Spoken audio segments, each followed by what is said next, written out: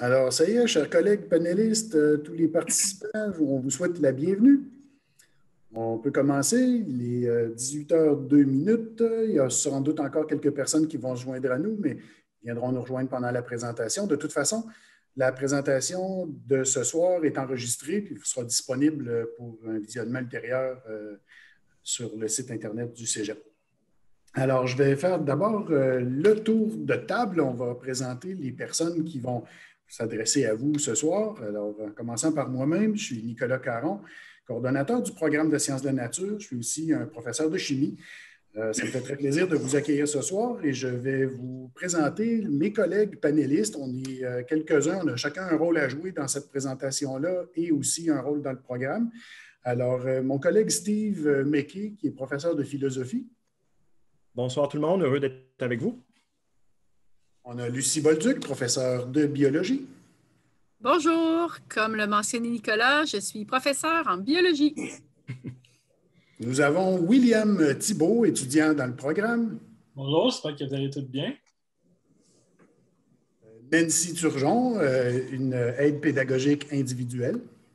Bien, bonsoir. Qu'est-ce que ça fait une aide pédagogique au Cégep? Bien, dans le fond, c'est que ça va commencer par votre admission, qui j'espère va être nombreuse, puis ça va vous suivre tout au long de votre cheminement scolaire. Et nous avons avec nous Chantal Desjardins, conseillère en orientation associée à notre programme. Bonjour, ça me fait plaisir d'être là pour répondre à vos questions.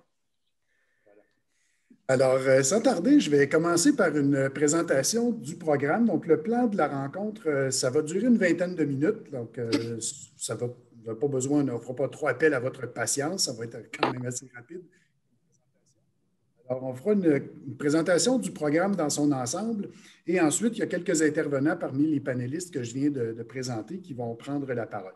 Mais avant de l'oublier, il y a une panéliste qui aurait dû être là ce soir, puis malheureusement, des obligations personnelles l'empêchent d'être avec nous. C'est Chantal Gauvreau. Elle est professeure de mathématiques. Et nous l'appelons dans notre jargon responsable de l'encadrement dans le programme, mais je vais vous dire tout de suite, responsable de l'encadrement dans notre organisation, c'est une personne qui est associée à l'aide à la réussite. Donc, les personnes qui ont besoin d'un petit coup de pouce, qui ont besoin d'un encadrement un petit peu plus individuel, peuvent faire appel à ses services. Elle va elle-même chercher les gens pour leur faire des rencontres individuelles et leur proposer de l'aide.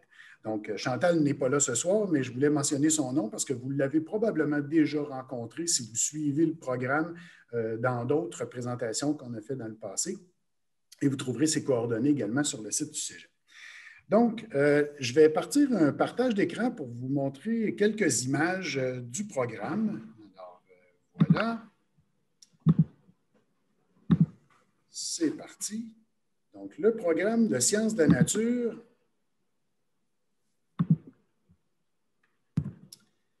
C'est un programme qui présente 4 disciplines fondamentales de sciences. Alors, vous avez ici des images, vous voyez des étudiants qui sont dans nos installations, ça donne une idée. On aurait aimé pouvoir vous accueillir en personne puis vous les faire visiter ces installations-là. On peut en être fiers de nos installations. Franchement, on a des laboratoires, on a des classes, on a des amphithéâtres de premier plan. C'est vraiment des installations dans lesquelles il est fort agréable de travailler, puis fort agréable d'étudier également. Je suis moi-même un ancien étudiant et je peux vous assurer que c'est un endroit qui est tout à fait propice à faire des études et à rencontrer des personnes super intéressantes. Donc, vous avez en haut à gauche un lab de physique. Au centre, en haut, c'est le laboratoire de biologie. Vous aurez reconnu avec les modèles. Vous avez les 2 étudiants qui font des mathématiques sur un tableau, les autres sont dans une classe, et une étudiante également dans un laboratoire de chimie organique qui travaille sur un évaporateur rotatif. Alors, c'est les 4 sciences fondamentales. Vous allez avoir des cours de ces 4 sciences-là pendant le programme. Le but du programme, les buts du programme, c'est d'abord l'acquisition d'une formation riche et diversifiée. Et ça, c'est parfaitement vrai. Peu importe le domaine dans lequel vous dirigez vers l'université, après à l'université, la formation qu'on offre en sciences de la nature se veut riche. C'est une formation qui est tout à fait diversifiée. Et on peut poursuivre nos études universitaires dans le domaine de notre choix par la suite. Évidemment, ça s'adresse à des personnes qui ont de l'intérêt pour les sciences, mais vous allez voir, j'ai mis ici quelques exemples de débouchés universitaires de nos étudiants. Donc, dans les dernières années, plusieurs de nos étudiants se sont dirigés vers les domaines que vous avez là. Et vous allez remarquer sciences de la santé, sciences pures dans le haut du tableau, bien sûr. Mais également, il y a des gens qui vont dans les sciences de l'administration, dans les sciences de l'éducation et dans plusieurs domaines, dont le droit et ainsi de suite.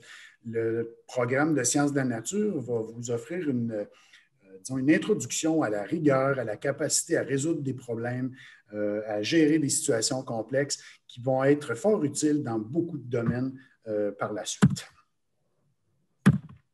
Le programme, vous avez le choix entre deux profils. Alors, il y a le profil sciences pures et appliquées qui va s'adresser aux étudiants qui ont plus d'affinité avec les deux sciences physiques et mathématiques.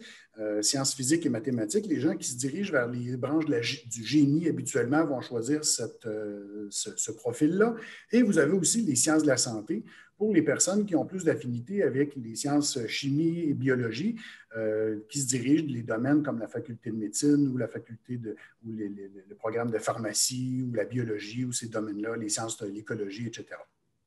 Évidemment, une chose importante à noter, c'est que les deux profils présentent exactement la même première année. La première année, c'est un tronc commun, vous avez exactement les mêmes cours. Et en deuxième année, là, il y a quelques choix, quelques petites différences qui vont teinter le programme.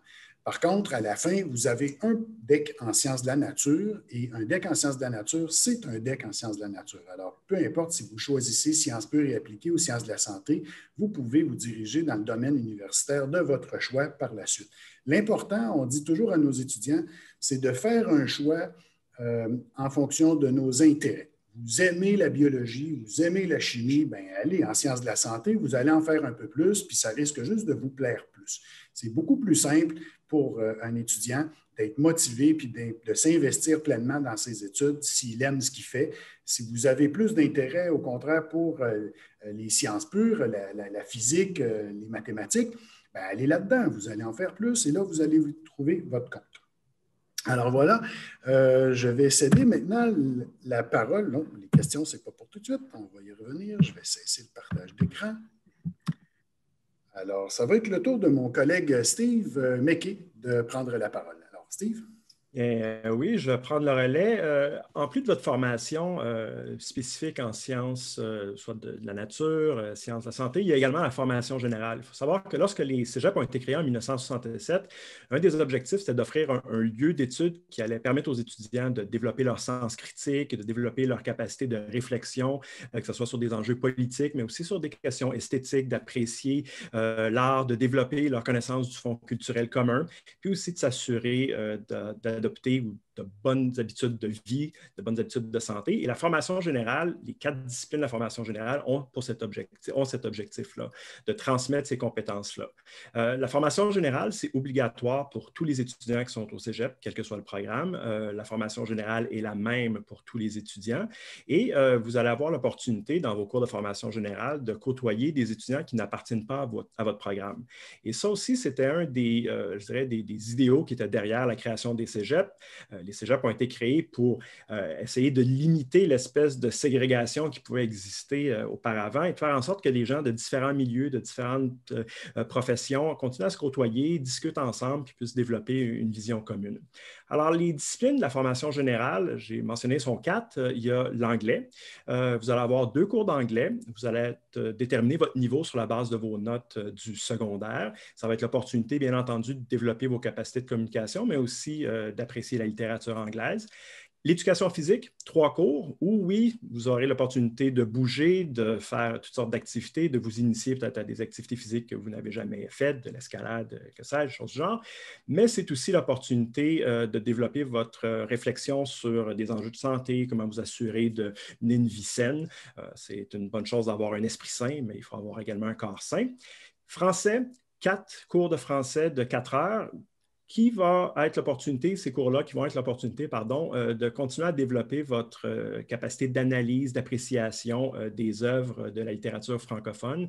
Littérature francophone, oui, du Québec, mais également internationale. Alors, c'est vraiment des cours intéressants pour ouvrir son horizon et continuer à développer nos capacités d'écriture, de communication, que ce soit à l'oral, bien entendu, ou à l'écrit. Et finalement, la philosophie.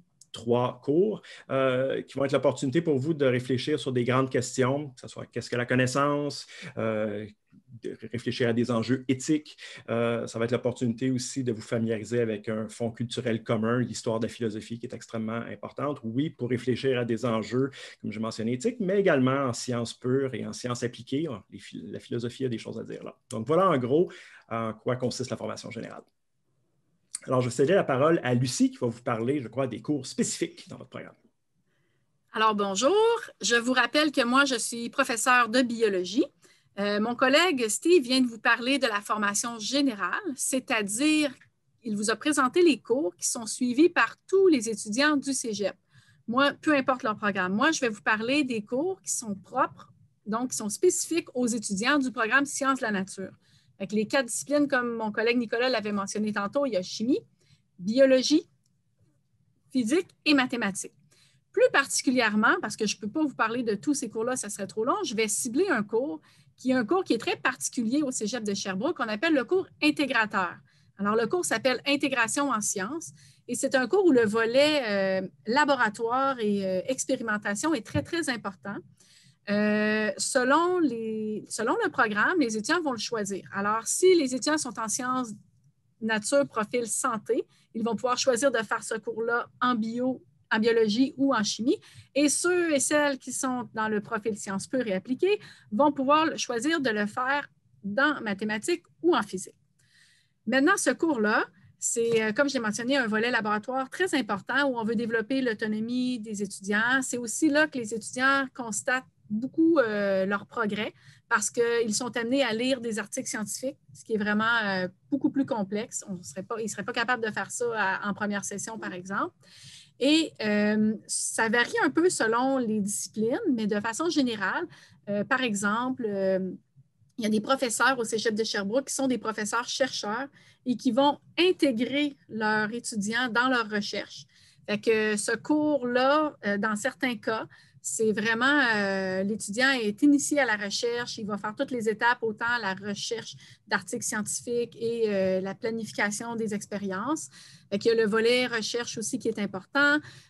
Aussi, je vais donner l'exemple en biologie parce que c'est un cours que j'enseigne, donc je connais bien. Le cours intégrateur en biologie contient 3 grands volets importants pour cibler des notions. Ah, j'ai oublié de le mentionner aussi, mais peu importe le cours, on appelle ça un cours intégrateur parce qu'on va aller rechercher des notions que les étudiants ont vues dans leur autre cours du cégep, que ce soit des notions qu'ils ont vues dans leur premier cours de chimie, de biologie, mais aussi dans des cours de philosophie, dans des cours de français, d'anglais, d'où le nom intégrateur. Et c'est un cours qui arrive à la fin du DEC, justement pour être capable de le faire ça. Et à ça s'ajoutent des nouvelles informations qu'on va aller greffer. Puis, exemple, pour en revenir au cours de biologie, il y a un premier volet qui est en lien avec la toxicologie. Alors, les étudiants sont amenés à faire des tests de toxicité sur des organismes vivants. Bien sûr, lorsqu'on fait des tests de toxicité, ce n'est pas sur des animaux, ça va être sur des petites plantes d'eau douce. Mais après ça, il y a tout un volet d'analyse de résultats pour comprendre est-ce que l'effet observé est significatif ou pas. Puis on teste des produits de la vie de tous les jours, exemple l'ibuprofène qu'on retrouve dans l'Advil. Je donne des exemples là, qui peuvent être faits. Fait que ça, c'est un exemple. Ensuite, il y a tout un volet biotechnologie pour apprendre aux étudiants à comment est-ce qu'on réussit à faire une protéine thérapeutique. Ce qui fait qu'il y a vraiment manipulation de l'ADN, des protéines, on part des bactéries, on leur fait fabriquer des protéines et on les purifie. Et ensuite de ça, un autre volet qui est très intéressant, c'est la visite de laboratoires de recherche. Alors, les étudiants sont amenés à visiter des labos de recherche avec des chercheurs en lien avec des physiopathologies. Là aussi, là, ils vont lire des articles scientifiques, ils vont comprendre les sujets de recherche, ils vont devoir présenter tout ça. Fait que ça donne une idée que ce genre de cours-là, vous comprendrez que c'est beaucoup plus... les étudiants doivent être plus autonomes, ça arrive en fin de parcours. Une autre particularité au programme, c'est qu'il y a des conférences scientifiques régulièrement pour les étudiants du programme parce qu'on voulait qu'ils ouvrent leurs horizons et on souhaitait qu'il y ait au moins une conférence dans chacune des disciplines principales du programme, ce qui fait qu'à chaque session, ça l'alterne. Généralement, il y a une conférence, par exemple, peu importe l'ordre, en chimie, ensuite en mathématiques, en physique et en biologie. Donc, en l'espace de 4 sessions, les étudiants ont pu avoir une conférence par un chercheur, généralement un chercheur d'université, qui est spécialiste dans un domaine. Et là, d'ailleurs, c'est un hasard parce qu'il y en a justement eu une aujourd'hui, une conférence ce midi. À cause de la COVID, on fait des conférences web comme ça. Puis le mois de novembre, les étudiants ont la possibilité d'assister à 3 conférences en lien avec la biochimie de la santé. Alors, c'est ça, c'est pour une petite particularité pour leur montrer c'est quoi la recherche. Alors, je vais maintenant laisser la parole à William, qui est un étudiant en sciences de la nature présentement. Merci beaucoup, Lucie. Moi, je suis à ma 3e session présentement en sciences de la nature. Puis mon rôle aujourd'hui, dans le fond, c'est que je vais vous parler un petit peu de mon intégration au secondaire cégep, puis un petit peu pourquoi moi, j'ai opté pour sciences de la nature plutôt que les autres programmations offertes comme sciences lettres et arts ou bien sciences informatiques. Moi, au secondaire, j'étais vraiment quelqu'un qui aimait ça, comprendre le monde, comprendre les phénomènes. Puis je pense que si vous êtes ici, c'est parce que vous êtes vous avez un peu la même mentalité que moi. Puis, je me rappelle quand on faisait les laboratoires de biologie au secondaire, les microscopes, les dissections, je trouvais ça malade. Le matin, là, j'étais vraiment fébrile à l'idée de faire le laboratoire, justement. C'est pour ça que j'ai choisi le programme Sciences de la nature. Sciences et informatique, il y a plus d'informatique, ça m'attrayait moins. J'avais un attrait qui était plus bas. Puis sciences lettres et arts aussi, parce que je ne suis pas quelqu'un de très artistique. Donc, sciences de la nature, ça recouvre aussi les 4 disciplines scientifiques. Donc, tu touches un peu à tout pour savoir à l'université vers quoi tu veux t'en aller. Ça, c'est ce qui est vraiment un point fort du programme. Là, je ne vous le cacherai pas, c'est sûr que la première journée au cégep, c'est stressant, là. Tout le monde est stressé. Mais vous allez voir, moi, je vous donne comme exemple, la première journée au cégep, je me suis perdu dans les corridors, là. Puis j'ai le personnel, il est vraiment accueillant, puis il est vraiment gentil. Donc, l'enseignant m'a directement reconduit à mon local. Puis, de toute façon, vous allez voir le pavillon 2, qui est le pavillon des sciences, où est-ce que vous allez être majoritairement le plus souvent du temps. C'est un gros rectangle. Vous avez juste à marcher tout le tour, puis à un moment donné, vous allez trouver votre classe. Vous ne devez pas vous inquiéter pour ça. Vous allez voir, c'est sûr que le programme Sciences de la nature, vous l'avez sûrement déjà entendu, il ouvre plusieurs portes universitaires. Et puis c'est vrai, là, comme Nicolas l'a mentionné, il y a beaucoup de débouchés, il y a beaucoup de programmes dans lesquels vous pouvez aller.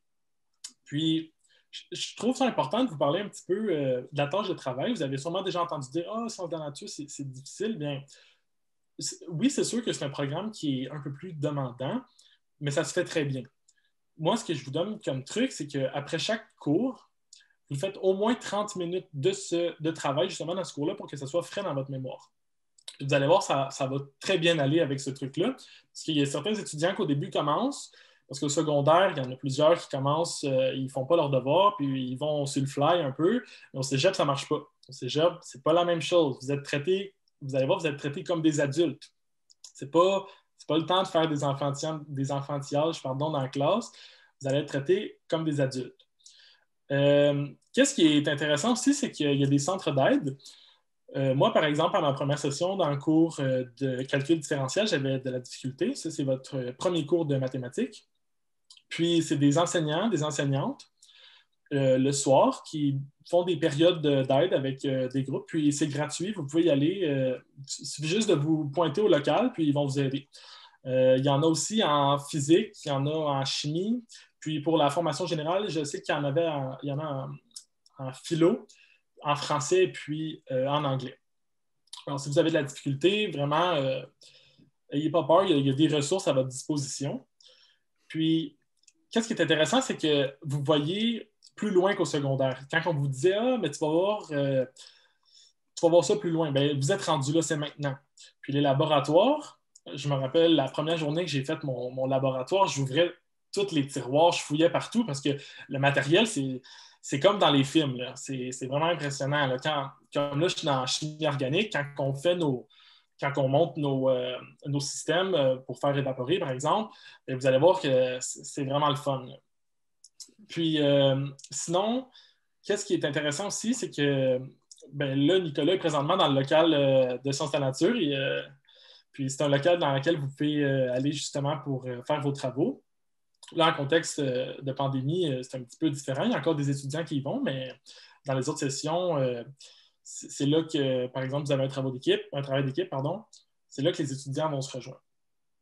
Alors, je pense que j'ai terminé pour ma partie. Nicolas, je vais te laisser conclure un petit peu cette réunion. Merci beaucoup, William. Franchement, là, ton truc là, de faire une petite demi-heure après chaque cours, c'est chapeau. Je suis tellement d'accord. Vous remarquerez d'ailleurs, aujourd'hui, on ne fait pas toute la présentation qu'on fait habituellement parce qu'on n'a pas autant de temps et on ne veut pas étirer ça trop longtemps. Mais d'habitude, on va vous montrer un horaire typique d'un étudiant dans le programme. Et dans cet horaire-là, je n'ai pas besoin de le mettre à l'écran pour que vous puissiez le visualiser. Là, il y a des trous, il y a des moments dans des journées en plein milieu de la semaine où vous n'avez pas de cours, en plein milieu de journée. Ça détonne par rapport au secondaire. Parce qu'au secondaire, vous avez un horaire avec 4 cours par jour. Il y en a 2 l'avant-midi, 2 l'après-midi, c'est tout le temps rempli. Alors, les trous comme ça dans l'horaire du cégep, ce sont des endroits formidables pour faire ce que William vous disait. Vous allez pouvoir là faire un peu de rattrapage, aller rencontrer des professeurs. Ça aussi, c'est une différence. Les professeurs au secondaire, vous les rencontrez en classe. Vous avez beaucoup d'heures en classe avec les profs. Au cégep, il y a peut-être un peu moins d'heures dans chaque cours. Par contre, il y a des moments libres sur votre horaire qui servent à ça. Vous pouvez rencontrer vos professeurs à l'extérieur des heures de cours et ça nous fait sincèrement plaisir quand les étudiants viennent nous voir.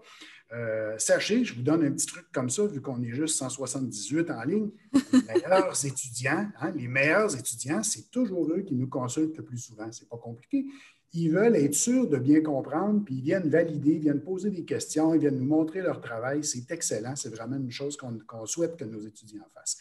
Alors, on est vraiment disponible. On a une équipe de profs. On est au moins une 60aine de profs en sciences. J'ai fait un petit calcul rapide comme ça.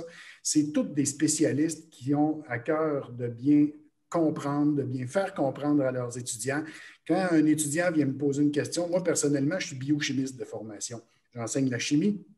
J'ai une formation en biochimie. Bien, si jamais quelqu'un me pose une question sur un domaine qui n'est pas le mien ou je ne suis pas à l'aise de répondre, bien, je me tourne de bord puis je connais tous les spécialistes de ces domaines-là qui sont à côté de moi. Je vais être capable de trouver une personne à côté qui va avoir cette expertise-là. On a une super équipe. Moi, je vous avoue que j'ai beaucoup de plaisir à travailler ici et je termine en vous donnant quand même, je ne pourrais pas passer à côté, on ne veut pas parler de la COVID, mais je veux quand même vous parler de l'attitude de notre institution par rapport à cette crise-là. Moi et de nombreux collègues, on lève notre chapeau. Le cégep de Sherbrooke, présentement, a fait le choix, un des rares cégeps dans le réseau, autant privé, public que privé, à avoir fait le choix d'offrir des cours en présence autant que possible. Évidemment qu'on respecte toutes les règles de la santé publique et qu'on ne veut absolument pas faire de contagion. Et là, on limite présentement, on est en zone rouge, on est vraiment ralenti. Mais notre souhait le plus intense, c'est de faire le plus possible de cours en présence parce qu'on croit sincèrement que c'est de la meilleure qualité. On a un meilleur contact avec nos étudiants. C'est plus plaisant, en tout cas pour moi comme professeur, de voir les étudiants pendant que j'enseigne. Et le son de cloche qu'on a des étudiants, c'est qu'ils sont très contents également de nous rencontrer. Donc, malgré le fait qu'on soit en temps de pandémie, on s'arrange pour garder un minimum de contact humain avec nos étudiants, puis on y tient beaucoup. Alors ça, c'est une chose que je voulais absolument mentionner. Et là, il y a plein d'autres affaires qu'on pourrait parler, mais ça va s'étirer, ça va s'étirer. On pourrait parler des services offerts sur le campus qui sont extrêmement nombreux. C'est un gros campus et les services sont très variés, très complets. La palette, il ne manque rien. Là, nommez-les, vous les avez toutes, là, autant du point de vue santé psychologique que physique. Les services sportifs, on a un CAP, là, puis d'ailleurs, c'est beau, le centre d'activité physique, là, vous pouvez vous entraîner, vous tenir en forme, etc. Donc, sans tarder, maintenant, je vais laisser place. Vous avez la possibilité d'écrire vos questions sur le chat. On a des panélistes qui ont jeté un coup d'œil pendant la présentation là-dessus. Je ne sais pas s'il y a des questions qui sont présentement là. Les gens écoutaient avec beaucoup d'attention. Il n'y a pas de questions, mais je suis certain que ça s'en vient. Il y a une question, Nicolas. Oui. J'ai vu une question. Quelqu'un demande, j'ai une petite question. Est-ce que les présentations du cégep comme celle-ci sont rediffusées après? Alors, je te laisse répondre. Oui, tout à fait. La présentation de ce soir est enregistrée et sera disponible sur le site Internet du cégep. Vous n'avez qu'à aller sur le site Internet du cégep de Sherbrooke, aller dans l'onglet « Programmes » préuniversitaire et aller voir Sciences de la nature. Vous allez trouver pas juste cette présentation-là, mais aussi une foule d'informations comme la monographie du programme, la description, les heures, etc. Là, tout le détail pour s'inscrire est là. Alors, ça commence. Il y a des questions. Il y a Oui, une je vais autre. mettre, pendant, si vous permettez, pendant qu'on est en train de recevoir les premières questions, je vais afficher à l'écran les coordonnées, mes coordonnées pour que vous puissiez m'écrire, me contacter, et aussi les coordonnées de Nancy, qui est la responsable de l'admission dans le programme, l'aide pédagogique. Donc, vous avez ici sur cette image les coordonnées de ces deux personnes-là que vous pouvez contacter dès ce soir ou quand vous voulez. Là. Oups, c'est pas ce que je voulais faire. Voilà.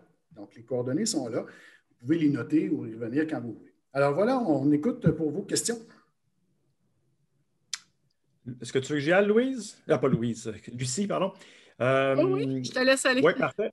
On peut faire un après l'autre. Pas de problème. Est-il possible de travailler en même temps que d'être dans le programme de sciences nature? Je pense que Chantal Desjardins est la toute désignée pour répondre à cette question-là. Je vais te la laisser, Chantal. Bien, effectivement, vous pouvez travailler. En général, on dit à peu près 12 heures, mais évidemment que tout travail n'exige pas le même genre d'investissement ou tout travail n'est pas aussi exigeant les uns que les autres. Fait que, à savoir si je travaille dans un dépanneur où il n'y a pas un gros achalandage, c'est sûr que c'est plus reposant que de travailler en restauration où est-ce qu'on travaille 5 heures debout. Quoique actuellement, en restauration, il n'y a pas beaucoup de services, mais dans les cuisines, par exemple, ou des choses comme ça. Fait, ça dépend de votre capacité à en prendre. Si vous avez plus besoin d'heures pour travailler, évidemment que 15 à 20 heures, c'est beaucoup trop. En général, 12 heures maximum, c'est suffisant. Ouais. On a 2 questions concernant la cote R. On aimerait savoir la moyenne, si vous l'avez, et si le climat d'études est très compétitif par rapport à la cote R et dans le même domaine, est-ce que c'est contingenté? Ton micro? Nicolas, est-ce que tu réponds? Oui, OK, ça va. Est-ce que je suis... oui, vous m'entendez? D'accord. Donc, oui, pour la cote R, ben oui, écoutez, c'est pas une question tellement compliquée. Le programme de sciences de la nature, c'est un secret de polichinelle, tout le monde le sait. C'est un programme qui attire beaucoup d'étudiants avec de très forts dossiers scolaires. Alors, on dit régulièrement que c'est comme un ramassis de tous les premiers de classe, de toutes les polyvalentes, de toutes les écoles de la région. Donc, évidemment que c'est un programme qui est assez fort en termes de cote R. La cote R moyenne au cours des dernières années, ça tournait au cours de quoi? Je pense que c'était 30,5 ou quelque chose comme ça, la cote R moyenne. Mais la cote R, ce n'est pas nous qui la calculons. Hein. C'est calculé par le BCI. C'est un bureau interuniversitaire qui s'occupe de faire ce calcul-là. Et peu importe l'endroit où vous allez, peu importe le programme où vous allez, cette cote R-là est faite pour niveler tous les biais. Donc, il n'y a pas de biais de région, il n'y a pas de biais de professeur, il n'y a pas de biais de toutes sortes. Alors, c'est un calcul qui est tout à fait fiable. Présentement, avec la pandémie, disons que je mets tout un bémol là-dessus. Ils l'ont annulé une session parce que c'était très difficile de faire le calcul. Mais si vous voulez de l'information sur la cote R, je vous référerai au site Internet du BCI. Donc, vous pouvez juste taper ça sur Google, BCI, cote R, et là, vous allez trouver une foule d'informations, le détail du calcul.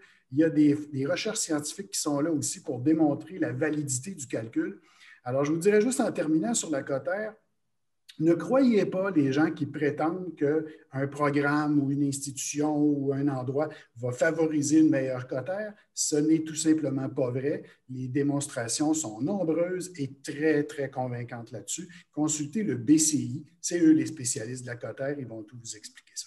Choisissez en fonction de vos intérêts et non en fonction de la cote R. Ce serait vraiment une erreur de faire ça. Est-ce qu'il y avait une autre question? Non, tu as fait le tour pas mal sur la cote R. Il y a des questions concernant la différence entre sciences, lettres et arts et aussi si sciences, lettres et arts favorisent l'entrée en médecine. Non, pas du tout. En fait, sciences, lettres et arts et sciences de la nature sont 2 beaux programmes. On se connaît, on se côtoie, on a tous des collègues. C'est souvent les mêmes professeurs qui vont enseigner dans les 2 programmes. Non, il n'y a pas un qui est plus favorisant que l'autre pour rentrer en médecine du tout. C'est 2 programmes qui ouvrent les portes des facultés de médecine. Ce qu'il faut pour rentrer en médecine, c'est des très fortes notes. Alors, pour avoir des très fortes notes, moi, ce que je vous dis, c'est qu'il faut être très motivé parce qu'il faut travailler très fort. Et là, choisissez le programme qui va vous plaire le plus. Si ça vous plaît de faire plus de bio, par exemple, de chimie, bien, allez dans le profil sciences de la santé.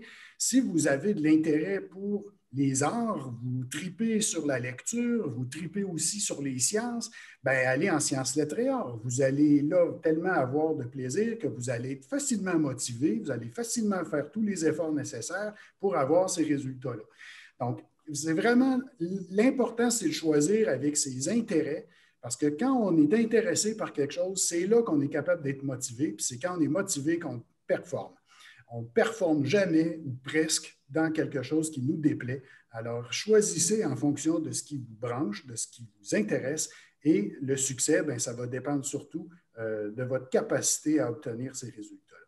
Évidemment que les programmes contingentés, où on parle de médecine, c'est extrêmement difficile parce qu'il y a beaucoup de monde qui veulent aller là et le nombre de places est très restreint.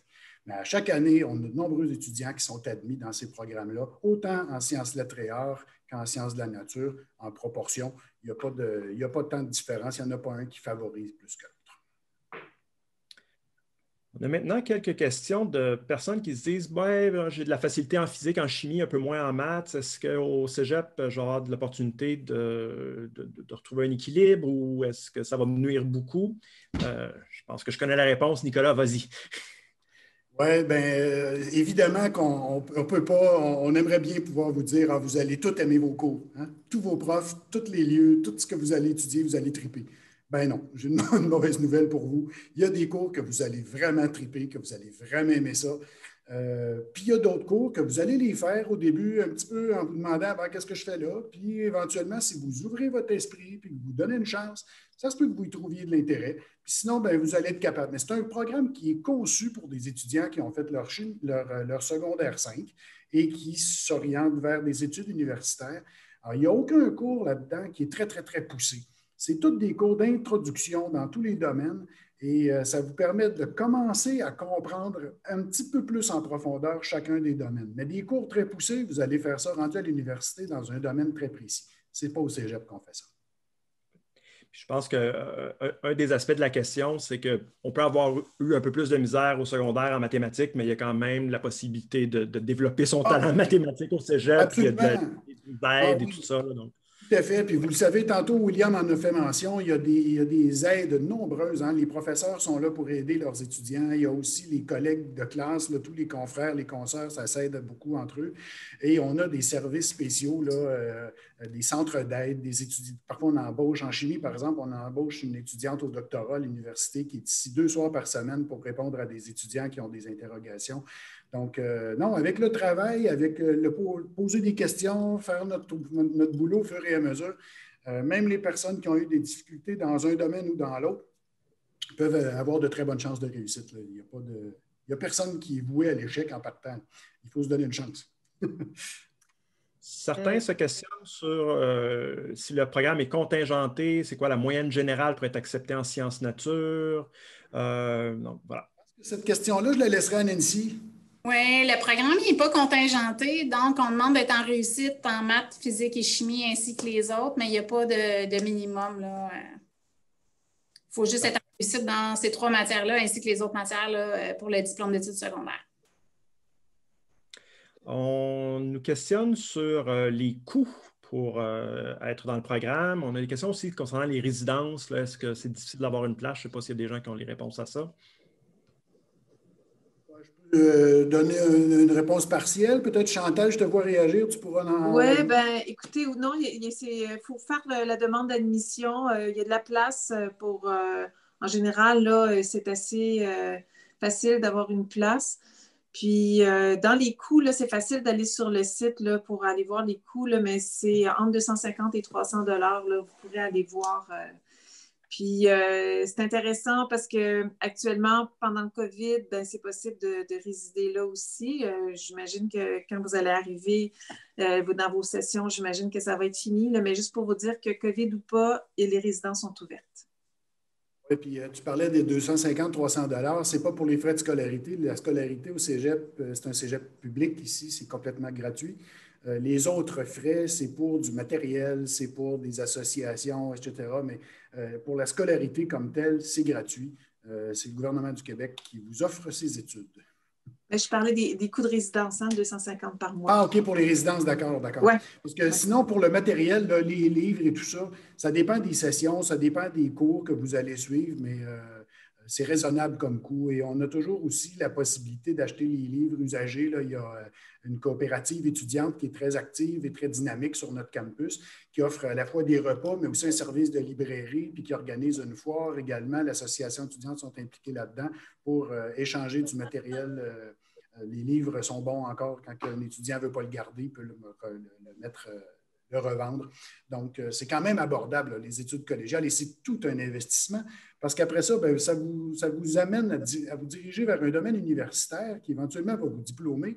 Et toutes les études sont très claires là-dessus. Quelqu'un qui est diplômé, en moyenne, il gagne plus cher que quelqu'un qui n'est pas diplômé. Là, juste entre deux questions, Nicolas, j'ai vu au début du chat que quelqu'un avait mentionné qu'il n'avait pas eu le temps de noter les adresses courriels. Alors, peut-être juste les informer, bien, je peux le dire en même temps, qu'on va les remettre à la fin de la période de questions. Quand ça sera terminé, on va remettre les adresses courriels comme ça. Pour ceux et celles qui n'auraient pas eu le temps de les noter, elles vont être disponibles. Oui, tout à fait. Puis, passer sur le fil, là, il y en a qui posaient des questions sur différents domaines, là, vétérinaire, astronomie. Écoutez, je l'ai mentionné pendant la présentation, on a une 60aine de spécialistes de contenu scientifique. Et ça, je n'inclus même pas là-dedans les spécialistes de contenu au niveau de la formation générale, parce que là, il y en a encore plus. Mais juste en sciences, je prends l'astronomie, par exemple, bien, à ma connaissance, et peut-être que je me trompe, mais il y a au moins 2 astrophysiciens parmi le personnel enseignant. Un d'entre eux est connu mondialement pour ses recherches sur la pollution lumineuse et l'autre donne régulièrement, depuis plusieurs années, des cours sur l'observation du ciel profond et sur les nébuleuses et tout ça. Donc, tout à fait, on a des gens qui connaissent. Je vous donne une petite anecdote rapide comme ça. Quand j'étais plus jeune, j'ai assisté à un phénomène où j'ai vu comme, je pense, une spirale dans le ciel. Je pensais que je venais de voir une galaxie. J'ai su juste quand je suis devenu professeur ici, en parlant avec mon collègue astrophysicien, de quoi il s'agissait. Et le soir même, quand j'ai eu la chance de voir ça, c'était une fusée qui avait explosé dans le ciel et elle avait été observée par des milliers de personnes à travers le monde. Il a pu me dire exactement quelle date, quel jour, etc., qu'est-ce qu'on a vu, puis il m'a même montré des photos. Alors, j'en revenais pas. Enfin, j'ai rencontré quelqu'un qui connaît ça. Ils ont toujours les yeux rivés vers le ciel, ces astrophysiciens-là. Quand il y a eu l'éclipse récemment, il y a eu une éclipse de soleil, je pense au courant de l'année dernière, il avait sorti tous les télescopes et les moyens d'observation sécuritaires, bien sûr, à l'extérieur du pavillon, puis le public est invité pour venir voir ça. On a vraiment des gens qui tripent sur ce qu'ils font. Je vous assure, si vous venez parler avec un prof de chimie qui fait des polymères, il fabrique des polymères, il implique ses étudiants dans ses recherches, il aime ça, il en mange. Et les étudiants qui sont en contact avec ces gens-là, bien forcément, ils attrapent un peu la maladie. Oui. Bien, je voulais juste ajouter en parallèle avec ça, parce que j'ai vu aussi une question qu'il y en a qui demandaient est-ce que le climat est très compétitif à cause de la cotère? Moi, je ne le vois pas. William, il pourra peut-être plus répondre tout à l'heure, là, parce que moi, j'enseigne depuis des années en sciences de la santé. Alors, c'est généralement plus les étudiants qui visent des carrières où les domaines, où les programmes universitaires sont très contingentés. Et là, c'est sûr qu'on travaille moins en équipe à cause de la COVID, mais quand on fait des laboratoires, quand je vois les étudiants travailler ensemble, travailler en équipe, je pose des questions dans la classe, ça répond bien, ça l'interagit. Je n'ai pas vu de cas de compétition.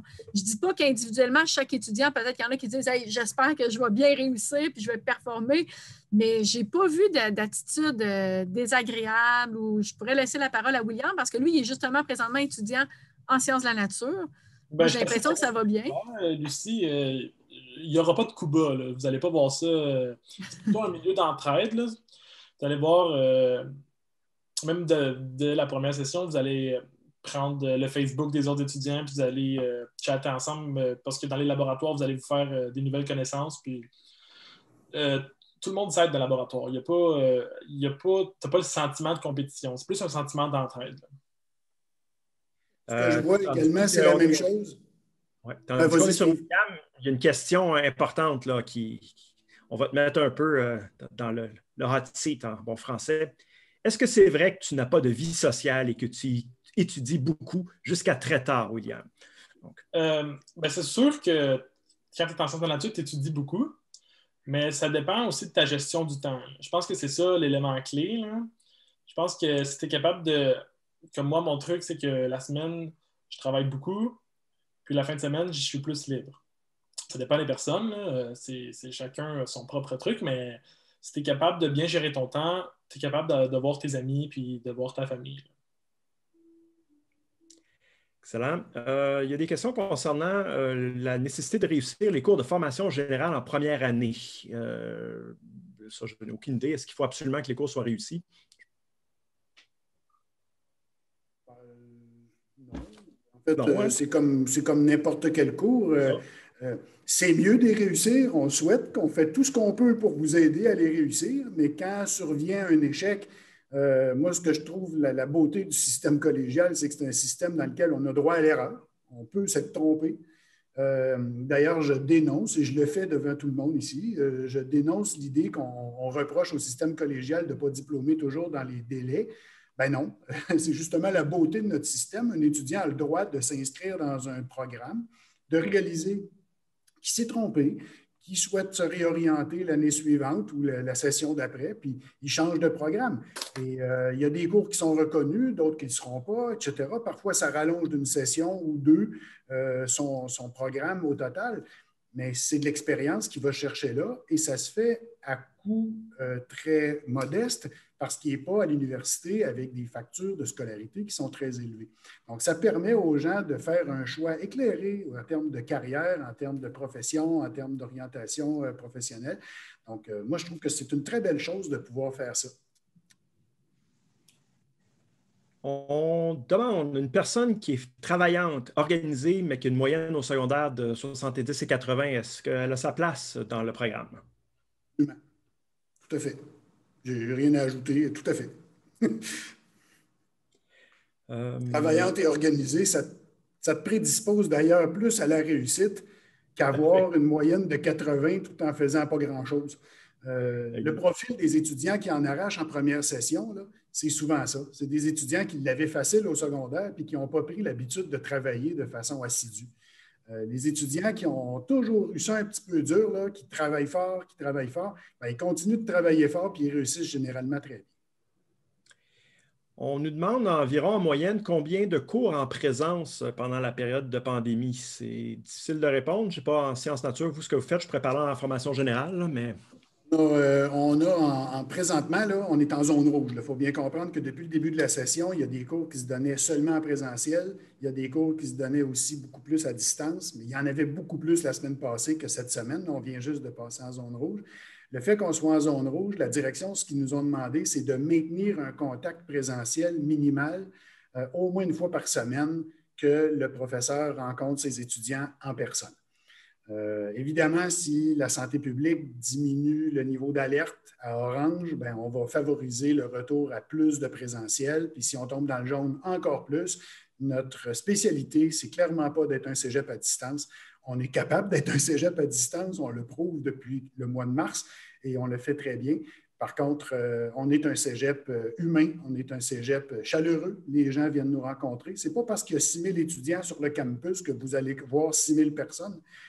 Chaque professeur a tout au plus une trentaine d'élèves dans sa classe et on les connaît, nos élèves. Quand on les rencontre dans les corridors, on leur parle. Il y a un côté humain qui est très présent. Donc, la grandeur du cégep, c'est loin d'être un obstacle. Au contraire, c'est une richesse. Il y a plus de diversité dans les ressources, mais le nombre de personnes que vous allez croiser, on a chacun nos petits espaces. Hein. Le programme de sciences, là, il n'est pas sur tout le campus. On se tient pas mal dans notre pavillon, puis on rencontre pas mal les mêmes personnes tout le temps. Donc, vous ne vous sentirez pas dans une marée humaine là, du tout. Je crois qu'on a fait le tour des questions. On demande si la piscine est ouverte et accessible. J'avoue que ça, je ne le sais pas. Je ne le sais pas, moi non plus. Il y a quelqu'un qui a demandé s'il y avait des activités à part les conférences. Les conférences, ça, c'est une activité qu'on appelle programme. Donc, tous les étudiants de sciences de la nature, ils ont un blocage à leur horaire. Exemple, les lundis, entre midi et demi, 2h30, leur horaire est bloqué, ce qui fait que si on veut faire des activités où tout le monde est disponible, ça va être pendant ce moment-là. Alors, on en profite pour faire les conférences à ce moment-là. Après ça, des fois, c'est un conseiller en orientation. Des fois, il y a des universités qui viennent expliquer, qui ont des kiosques. Fait que ça, c'est le genre d'activité programme. Après ça, les autres activités, à moins que j'en oublie là, pour le programme, mais c'est souvent des activités associées à des cours. Comme je le mentionnais, l'intégration en sciences, en biologie. On va aller visiter des laboratoires de recherche. Chaque petite équipe visite un labo différent. Alors là, les étudiants se rendent dans le laboratoire de recherche à la faculté de médecine, au CHU. Ça, c'est une activité qui n'est pas pour tous les étudiants, mais qui est pour le cours en particulier. Dans la formation générale, je sais que des fois, ils vont aller voir des spectacles ou aller voir une pièce de théâtre. Fait que ça, c'est des genres d'activités qui sont faites, mais en lien avec un cours précis. Il y a des étudiants, lorsqu'ils font un projet intégrateur en astrophysique avec des étudiants qui sont allés faire un lancement de fusée. Il y a plein d'activités, mais ça, c'est avec les cours. Les activités programmes, ça va être plus, comme je l'ai mentionné, les conférences. Bref, on s'assure que tous les étudiants ont une disponibilité commune. Puis ça, c'est pas si évident que ça parce qu'il y en a 600 étudiants, mais ils sont tous libres. Comme ça, si on veut faire des conférences, tout le monde est disponible. Quand les universités viennent, tout le monde est disponible. Nicolas utilise cette période-là, puis Chantal, qui est la responsable pour aider la réussite, des fois, va aller voir des groupes d'étudiants pendant ces personnes-là pour leur expliquer qu'est-ce qu'il y a comme service au cégep, parce que les premières années, lorsqu'ils arrivent, oui, ils ont leur cours, mais ils ne sont pas lâchés lousses comme ça. Il y a des personnes qui vont les rencontrer, leur expliquer comment ça fonctionne, leur expliquer c'est quoi les ressources. Fait que ça, c'est un autre genre d'activité, mais puis il y a des fois, il y a des voyages, mais ce n'est pas toujours en lien avec le programme, c'est en lien avec le cégep. Là. Fait que c'est ça, il y a des choses que c'est par cours, par programme, par cégep. Fait qu'il y a plein d'activités, mais ça dépend. Oui, tout à fait. Il y a aussi toutes les activités sportives. Là.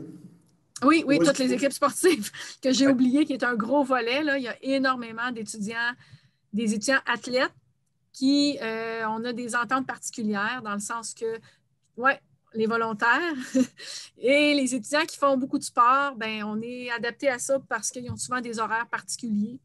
Fait que ça, c'est tout un autre monde. Puis je vais parler pour ma contrée. En formation générale, il y a souvent des conférences qui sont organisées par les collègues. On invite des philosophes, des écrivains, tout ça. Donc, vous allez avoir plus d'activités que pas assez et vous devrez vous concentrer sur vos études peut-être quelquefois. Là, il y a plusieurs questions concernant, j'en avais laissé passer. Quel genre d'ordinateur ou est-ce nécessaire d'avoir un ordinateur pour être en sciences nature? Écoutez, il y en a plusieurs qui ont des ordinateurs, mais ce n'est pas tous les étudiants qui ont un ordinateur. En période de pandémie, je vous dirais que ça devient quasiment une nécessité parce que vous allez avoir des cours qui vont se faire en partie à distance. En temps normal, là, quand on n'est pas en système en pandémie, il y a des postes informatiques. D'ailleurs, je suis présentement dans la salle d'études des étudiants de sciences de la nature. Vous n'en voyez juste une partie, là, mais des ordinateurs, il y en a partout.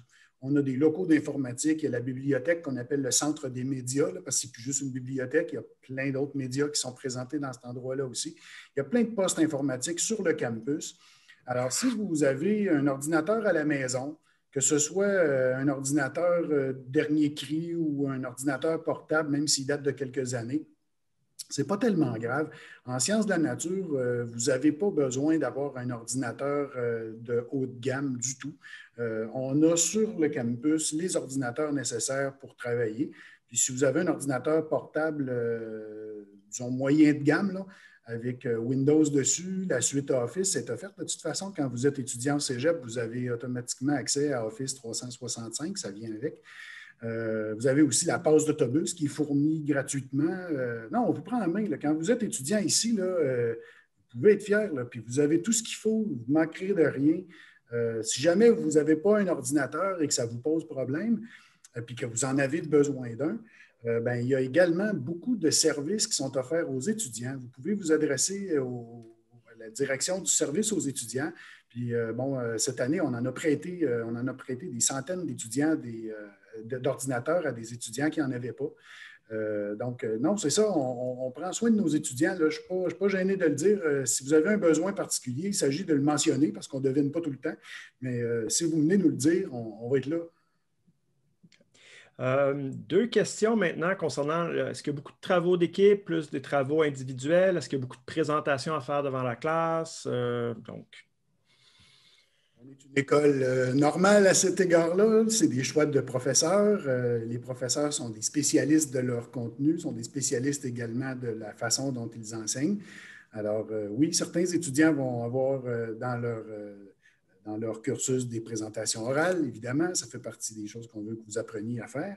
Des travaux d'équipe, il y en a, oui, parce qu'on travaille beaucoup dans les sciences expérimentales. Quand vous faites des laboratoires de biologie, des laboratoires de physique ou de chimie, d'habitude, on travaille en équipe, puis on se réunit pour faire le traitement des informations, le traitement des données, puis on s'enrichit beaucoup à travailler les uns avec les autres, d'ailleurs.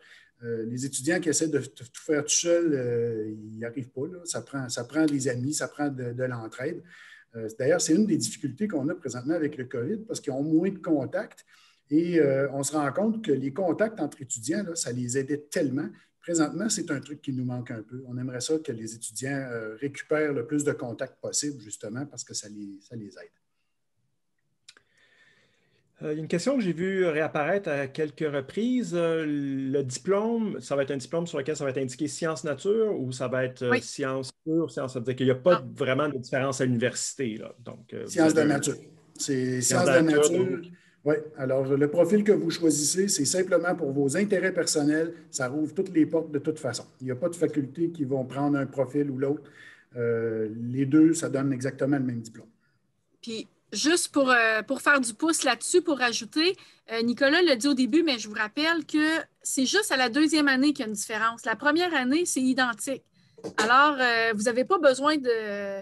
Je sais qu'on vous demande souvent de faire un choix maintenant pour l'année prochaine parce que le ministère, il faut qu'il classe, mais on peut très bien changer, là. Fait que la première année, elle est commune. Fait qu'en un an, vous allez avoir des cours dans les 4 disciplines, maths, chimie, physique, biologie. Et après, vous pourrez passer facilement d'un profil à l'autre si vous avez fait un choix qui ne vous convenait pas. Fait que vraiment pas de stress pour choisir le profil tout de suite. Allez-y présentement avec vos intérêts entre les deux. Puis après, bien, si vous vous rendez compte que vous n'avez pas pris le bon, bien, vous allez changer. Ce sont les mêmes cours en première année. C'est en deuxième année qu'on apporte des différences. Fait que vous avez un an pour vraiment là, pour prendre votre décision. Puis c'est un an sur deux. Là. Fait que, il n'y a pas tant de différence que ça. C'est vraiment juste au niveau des intérêts.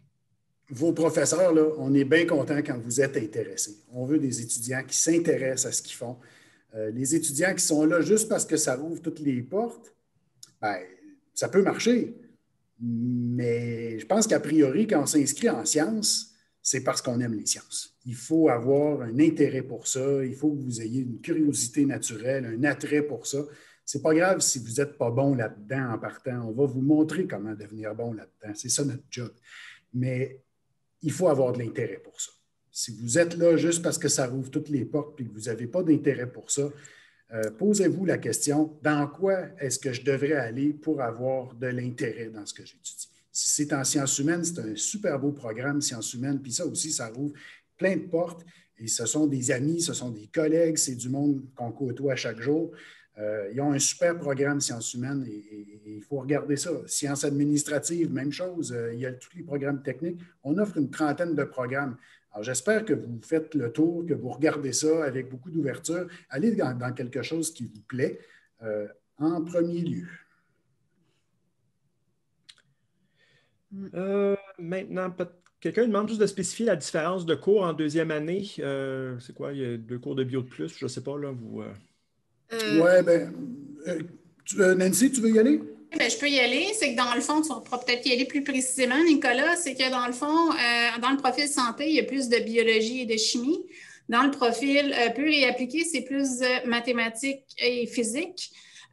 Puis comme par exemple en chimie, chimie organique des matériaux pour le profil pur et appliqué, alors qu'il y a chimie reliée au vivant, plus au niveau de la santé. Fait qu'il y a des cours comme ça où c'est équivalent en termes de compétences exigées par l'université, mais ceux qui aiment plus le génie vont aimer mieux la chimie des matériaux, alors que ceux qui sont plus santé vont aimer mieux chimie reliée au vivant. Peut-être pour compléter, Nancy, j'ai envie de les référer au site Internet du programme. Si vous allez sur le site Internet du programme Sciences de la nature, vous allez trouver la monographie, la description de tous les cours. Et là, vous allez avoir les titres de chacun des cours, puis il y a même une petite description à côté de chacun. Donc, vous pouvez assez facilement avoir cette information-là. Quelqu'un demandait s'il allait avoir étudiant d'un jour cette année. À cause de la COVID, malheureusement, cette année, ce ne sera pas possible. On nous demande de limiter autant que possible la circulation sur le campus. Alors, écoutez, il y a tellement de beaux projets qui fonctionnent d'habitude que présentement, on est obligé d'attendre. On retient notre souffle en attendant qu'on revienne à la normale. Je prends une seconde pour vous parler d'un projet dans lequel, habituellement, là, depuis une quinzaine d'années, j'amène des étudiants. C'est un cours que je fais moi-même, ça, un cours complémentaire qui est offert aux étudiants de sciences exclusivement. Je les amène faire de l'enseignement de sciences dans une école primaire de la région de Sherbrooke. Et c'est un projet qui est fantastique. Les étudiants qui vivent cette expérience-là, unanimement, sont super satisfaits d'avoir vécu ça. Projet exigeant, mais projet qui est tellement, au point de vue humain, gratifiant, qui rend service aussi au milieu qui nous accueille. Cette année, malheureusement, on est obligé de mettre ça sur la glace parce qu'on ne peut pas se permettre de prendre des gens dans un milieu, de les amener dans l'autre. Tout ce maillage-là qui est si agréable et si riche au niveau humain, présentement, à cause de la COVID, on est obligé d'attendre. C'est juste sur pause, hein? Ce n'est pas arrêté, ça va reprendre dès qu'on est capable au niveau de la santé publique, mais pour le moment, ça ne fonctionnera pas. Donc, non, les portes ouvertes n'auront pas lieu. C'est remplacé par l'atelier auquel vous venez d'assister. Non, étudiants d'un jour n'auront pas lieu non plus, malheureusement. Mais par contre, vous êtes les bienvenus. Si jamais je vais remettre les coordonnées, là, j'avais dit qu'on les réafficherait. Donc, je vais remettre les coordonnées à l'écran. Si jamais vous avez des questions dans le futur, ne vous gênez pas. Contactez-moi, contactez ma collègue Nancy pour poser vos questions. Donc, je vais continuer. On peut continuer de parler, mais je vais mettre encore les coordonnées à l'écran. Parfait. Peut-être une question pour William. C'est une question très, très large. Peut-être que tu peux cibler, tu en as peut-être déjà parlé un peu de ces éléments-là, mais peut-être revenir ou en cibler d'autres. Quelles sont les différences entre le cégep et le secondaire? Donc, selon toi, tu as parlé de l'autonomie. Je pense que ça, c'est une chose. La nécessité de travailler de façon rigoureuse et soutenue. Et à part ça? Sinon, les cours, c'est un petit peu différent au cégep. Au secondaire, hein, c'est des cours d'environ 1 heure, 1 heure et quart. Au cégep, ça peut être des cours d'1 heure, 2 heures, 3 heures, voire même 4 heures. Entre chaque heure de cours, en réalité, c'est 50 minutes. Vous allez avoir un 10 minutes de pause. Donc, vous avez votre 50 minutes de cours, 10 minutes de pause. La pause, ça peut être entre 2 cours ou ça peut être aussi pour changer de cours, dans le fond. Là. Vous pouvez rester dans la classe ou vous pouvez aller vous promener en attendant que le cours recommence. Sinon, les différences, j'en ai pas... La quantité de lecture, est-ce que tu as trouvé ça beaucoup plus difficile de passer? C'est similaire au secondaire. Dans mes cours de français, de littérature, c'est assez similaire, le nombre de romans à lire. Par contre, c'est pas la même chose. Vous allez voir, au secondaire, on fait de l'argumentation, mais quand vous arrivez au cégep, ça va être des analyses littéraires. Donc, vous allez prendre des textes d'écrivains, comme quand vous commencez votre premier cours de français, c'est des écrivains dans le temps, là, des vieux écrivains, puis vous allez analyser le texte avec les composantes du texte, les figures de style, les figures de ponctuation, les figures de... Oui. Est-ce qu'il y a des voyages à l'étranger d'organiser d'habitude? On a un service d'internationalisation, on a des étudiants qui voyagent, évidemment. Il y a un énorme projet au Pérou, il y en a d'autres qui vont, si je me rappelle, au Sénégal, dans un autre programme. On a des étudiants, comme on avait des étudiants avec une professeure-chercheur, Joanne Roby, qui travaille sur la pollution lumineuse, qui devait aller assister en Europe de l'Est à un congrès sur la pollution lumineuse. Malheureusement, avec la COVID, présentement, on ne peut même pas aller dans le Maine sur le bord de la plage. Donc, non, il n'y a pas présentement de voyage à l'étranger. Mais d'habitude, c'est tout à fait possible. Il y a toutes sortes d'opportunités qui se présentent, autant dans le scolaire que dans le parascolaire. Là. Il y a des cours qui s'organisent pour ça. Mais oui, on est un cégep branché sur l'international. On a toutes sortes d'opportunités pour les étudiants qui veulent voyager. Si la COVID finit par s'en aller, bien, on va récupérer cette liberté-là.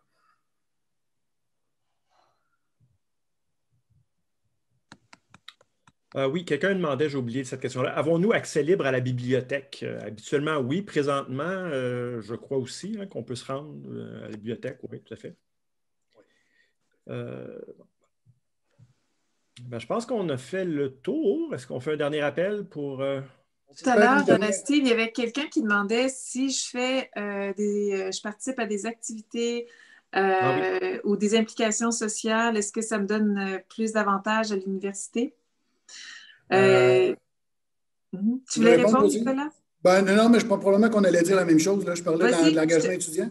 Je te laisse. Il y a une mention qui peut exister sur le bulletin là, en cumulant les heures de travaux comme ça, là, de bénévolat ou d'implication communautaire. On peut avoir une mention spéciale au bulletin. Puis oui, ça peut avoir une petite influence sur l'admission à l'université dans certains cas. Mais en général, c'est plus avec vos crédits de cours que vous allez rentrer à l'université plus qu'avec ça. Il y a aussi des étudiants qui ont toutes sortes d'implications puis qui vont décider de façon volontaire. Je n'encourage pas des étudiants qui n'ont pas de raison particulière à le faire, mais en général, il y a des étudiants qui peuvent dire « Je vais faire mon cégep en 5 sessions ou en 3 ans parce que mon implication particulière me demande beaucoup de temps et je veux prendre un peu plus de temps pour pouvoir intégrer ces choses-là. » Je prends par exemple les étudiants athlètes. On a des étudiants qui jouent dans la Ligue de hockey junior majeur. On a des étudiants qui sont dans des équipes sportives de haut niveau au niveau national.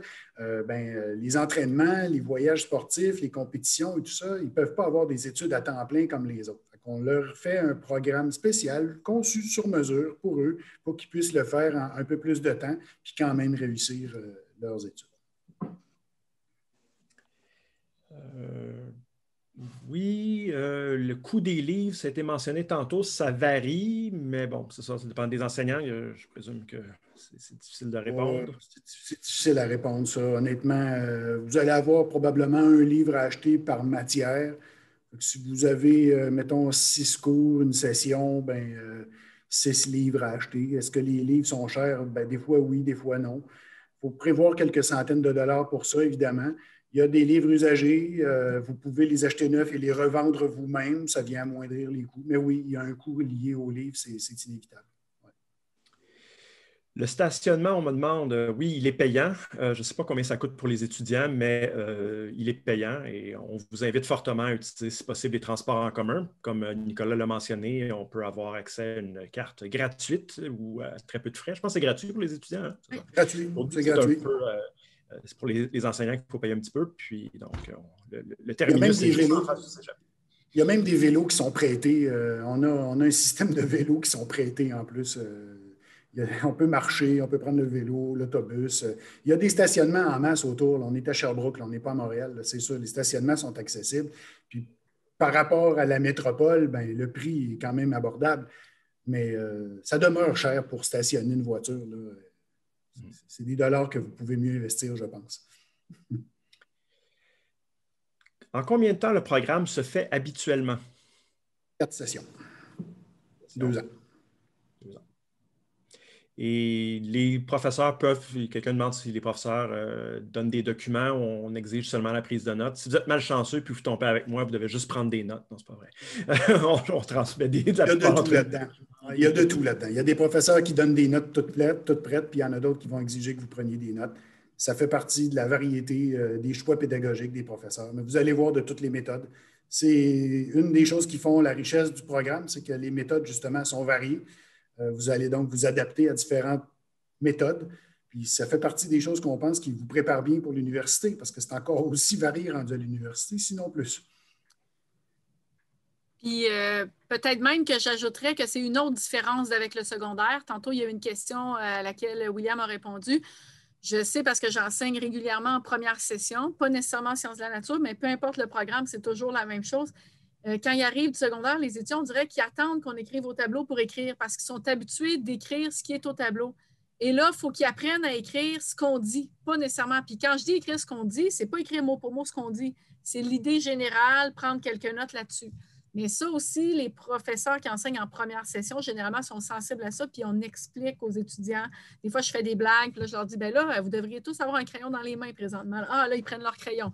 Bon, là, je viens de dire ça. Comment est-ce que je pourrais écrire ça pour que ce soit clair et que ce soit facile à mémoriser et à retenir sans que ce soit un texte continu?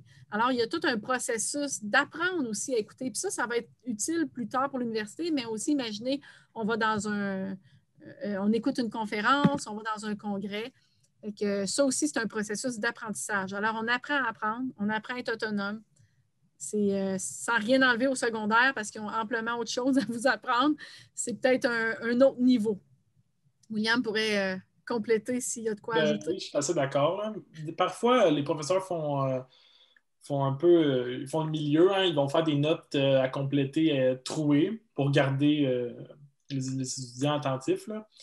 Mais vraiment, ça dépend de chaque enseignant. Là. On ne peut pas dire de chiffre précis de combien vous allez avoir de notes à prendre ou pas. Là. C'est ça dépend vraiment. Moi, je sais que j'utilise beaucoup le tableau, malgré que les notes de cours sont hyper complètes.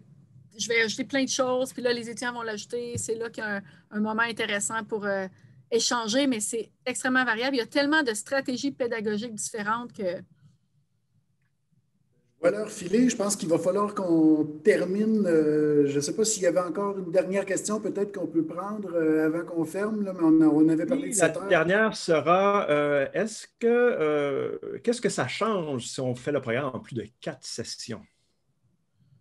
Ça change tout simplement que vous avez moins de cours à chaque session.